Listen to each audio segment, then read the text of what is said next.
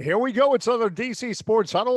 Yes, it's into springtime, so we like to pare down the lineup. No, I'm just kidding. George Wallace can't make it this week. We got Rob Woodfork, Dave Preston along. We are sponsored by MGM National Harbor. For the latest in Washington sports, visit MGM National Harbor to experience a sports fan paradise. And this is that time of year some might think it's a sport fan paradise. I know college basketball is done, but you've got the pro playoffs and basketball, NBA playoffs, they also call it, starting. You've got the NHL playoffs coming soon. Capitals baseball just got going. Unfortunately for the Wizards, not a part of this postseason, and we'll begin there. And of course, I followed them closely, watched every one of their games from start to finish. So I'll get to my thoughts in a moment. But let's just start with Dave Preston. Your thoughts, we go into an off season with a different team than we were talking about at the start of the season. Well, I think we saw just a little bit of everything over the course of the season. We had that 10-3 start. We had that slump. We had the fire. It wasn't necessarily a fire sale, but it was a necessary revamping of the roster and rotation, because you couldn't play, on a night by night basis with 12, 13 guys. They had to pare that roster down. I like some of the pieces they picked up. It's one of those, anytime you have a first year of a coaching regime, it's as though the cookies are still in the oven. So the cookies are still in the oven. There's going to be moves to be made in the offseason. They have to figure out what's going to happen with Bradley Beal, but it's a season that didn't end the way that you hoped for, especially after making the playoffs last year. But with all the injuries and everything, it's pretty much all you could, I guess, get from a first season, and big moves to be made in the offseason. They just have to get better defensively. That's one thing, situationally. If you look at the numbers, they weren't that bad, but it just felt in some games that, there were floodgates that they couldn't stop. So I'm looking forward to seeing who they pick up in the draft and any other free agent moves too. Of course, the world hangs on the words of Bradley Beal in early July. Oh, it's going to say about improvement. I'll get to you, Rob, real quick, but to dovetail on your point, Dave, when we're talking about become more defensive team, and there's such fine margins in the NBA. To be a better defensive team, maybe you're just talking about 3 possessions a game. That's it. If you're better 3 possessions a game to start with, it doesn't have to be a 180 culture that changes like that, because it probably is not going to happen that way. But if you're consistently better 3 possessions a game, and then all of a sudden you make 3 more 3-pointers a game, which the Wizards weren't good at this past season, suddenly you're a playoff team. Rob?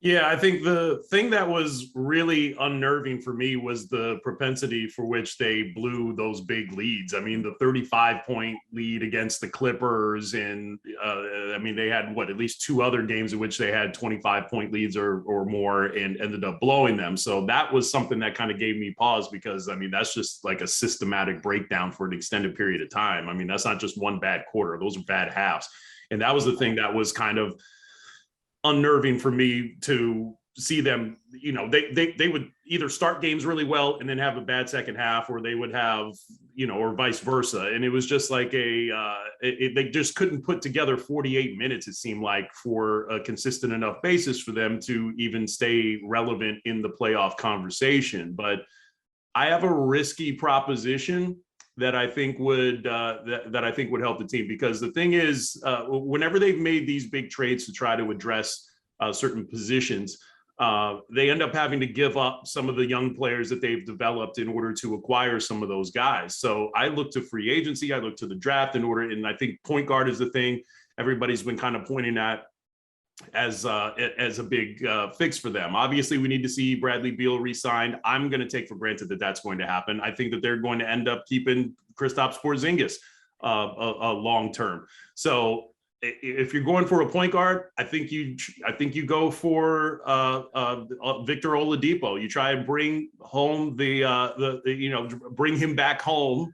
And see if that's something that can help you sort of get over the hump. I've said it here before. I'm kind of tired of them being in that 6, 7, 8 range every year. What can we do to get to the 2-3 and maybe even, like we saw with the 10-3 start to the season, where they're the best team in the Eastern Conference. So I think if you get Victor Oladipo, and I know he's got a long injury history, but he helps your defense right away. He helps your scoring punch. He gives you that third scoring option, even if that's not the order in which you're relying on him as a scorer. I just think he checks a lot of boxes if he can stay healthy. And I know that creates a big three in which two of them you worry about them being able to stay healthy. But with great risk comes great reward sometimes. So given what they're looking at in terms of the free agent crop that's coming up this offseason, that seems like the highest reward move for them. It seems like with health, it's interesting. If anybody remembers, Bradley Beal, what was the knock on him early? Oh, he's not going to be able to stay healthy.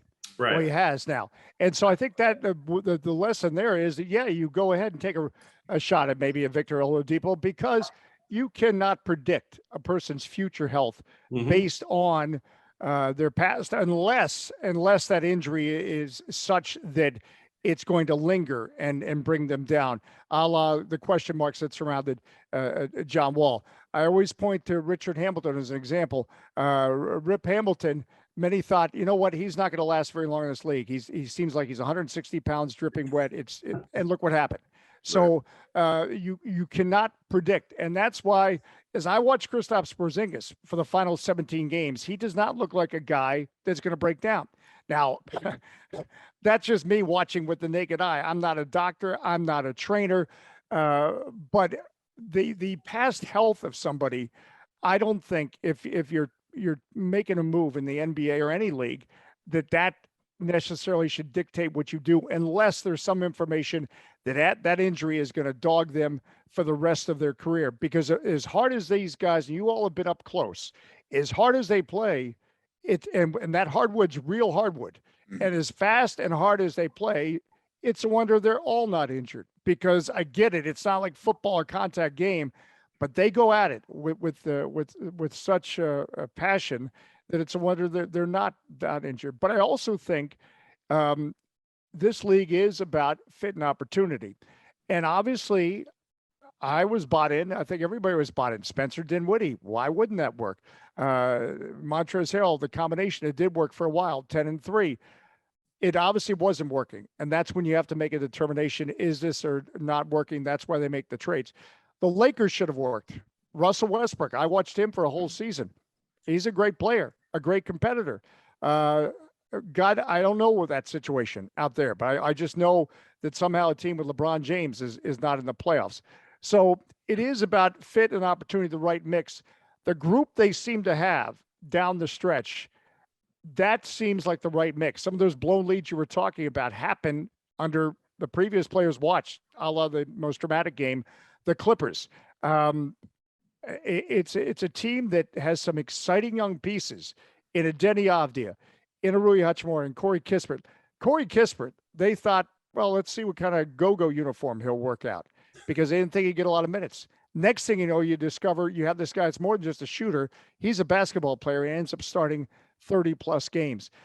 The key will be what they want to do at that point guard position, because I don't just think you get a point guard to say, all right, we got a point guard. Because I think that we've seen what happens when you necessarily get Spencer Dinwiddie. We also live in a positionless NBA. Does Bradley Beal become more of a point? Does Denny Avdia bring it up? And does Thomas Satoransky serve as a bridge until you find that guy? But I think it's important not to just get anybody. I think Victor Oladipo is a great suggestion.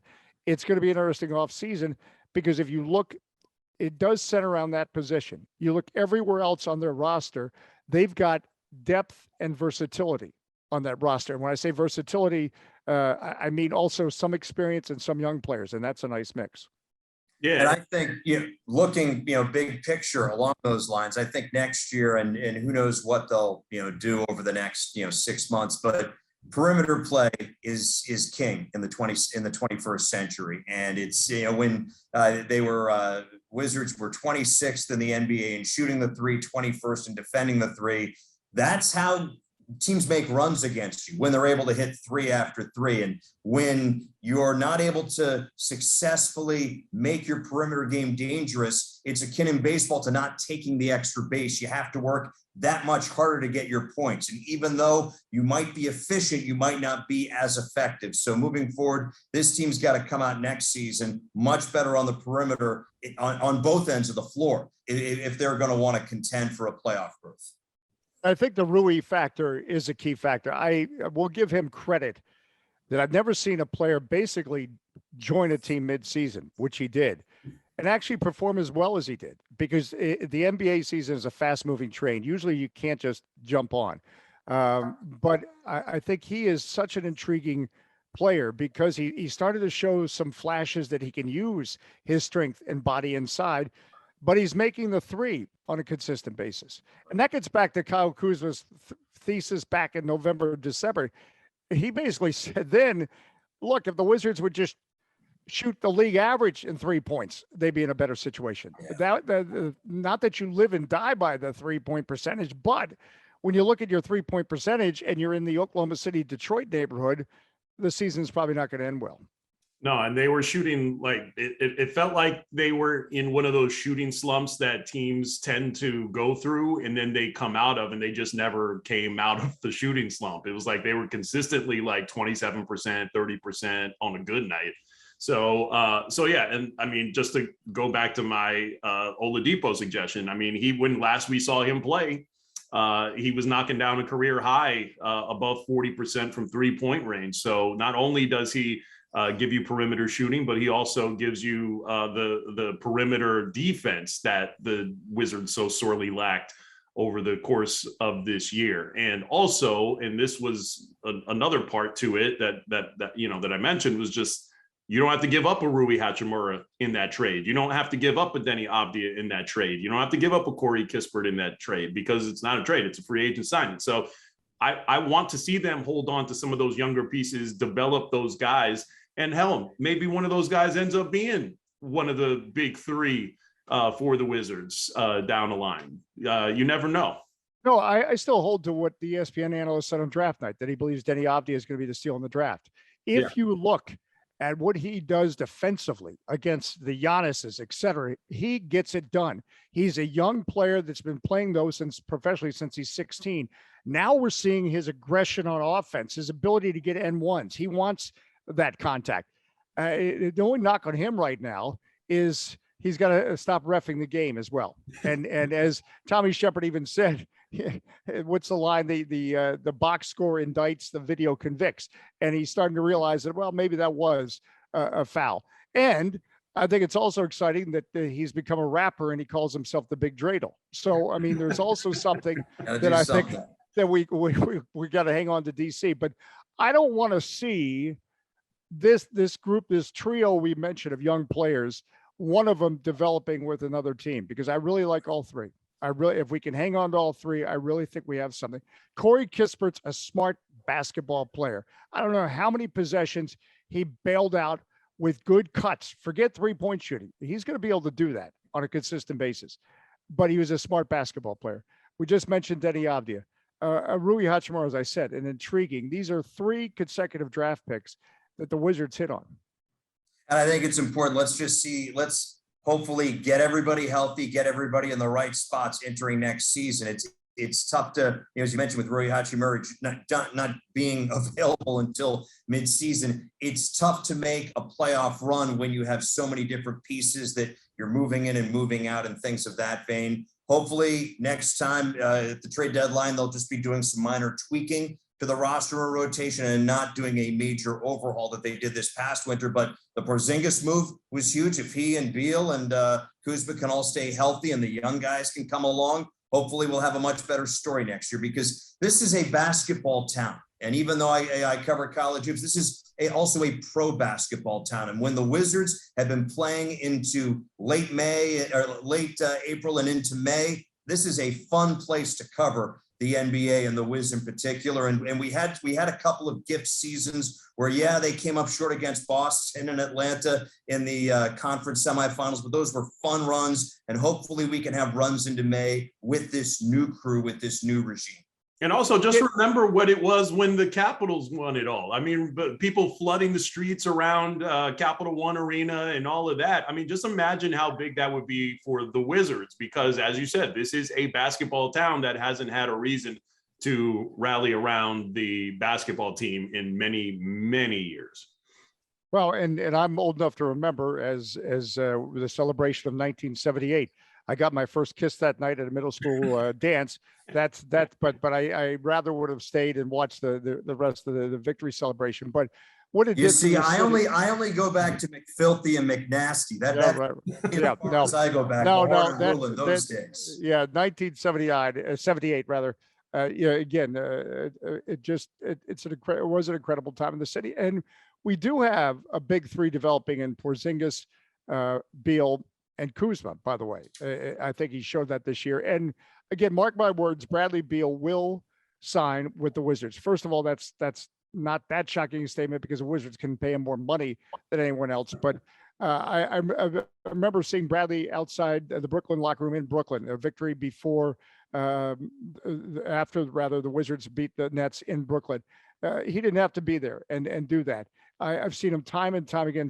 He's still very much involved in this team. He does not act like a player that has 1 foot out of DC. And he's never, quite frankly, acted like that to the point, including to the point we're still talking about this. He signed an extension he didn't have to sign. So I still believe that Bradley Beal is going to be back and he's going to form a big three with Porzingis and Kuzma. And then you figure it out from there. Agreed. All right, there we go. Well, I like to do audibles at the line of scrimmage before we depart, gentlemen. Yes. Well, yeah. What's your audible at the line of scrimmage? Actually, I've got 2 this week. One, Nats are finally in gear, and pitching has been such a problem. As we've seen, I think just one starter in the first 7 games now get to the 6th inning. That's got to change. Otherwise, this bullpen is going to be gassed before we even get to Memorial Day. But it's nice to see the bat of Maikel Franco get a little bit of life. This team is going to score some runs on some nights. They're not going to get 11 runs every night like they did that this past Monday. But the lineup will produce. The key is, can the pitching staff just shut down opponents, and can the starters last 5 and 6 innings? If not, it's going to be a disastrous season. They're going to be somewhat entertaining, but they're going to lose 90 games. Second audible, Caps go on a 5-game road trip. They played very well this past weekend. A huge win over Boston at home. Nice win this past Saturday against Pittsburgh, even though there may have been some shenanigans, the Penguins getting a little dirty, some chippiness, but never mind. Caps win that. They win that. Then they roast Philadelphia. Great way to go on the road. 5 games away from home before they come back. Hopefully they can get the right pieces in place for what should be an interesting playoff run in May for this team. That may also be the only players-only meeting in history of professional sports that has produced a 4-game winning streak, which since that players-only meeting, a 4-game winning streak. Players-only meeting usually good for 1, maybe 2 wins, but 4 wins and outscoring opponents 23-10. Elias Sports Bureau has to look that up. That has to be some record post-players-only meeting. Rob? That, and you have to hit some sort of rock bottom for a players only meeting. It feels like they weren't in that bad a situation that warranted a players only meeting.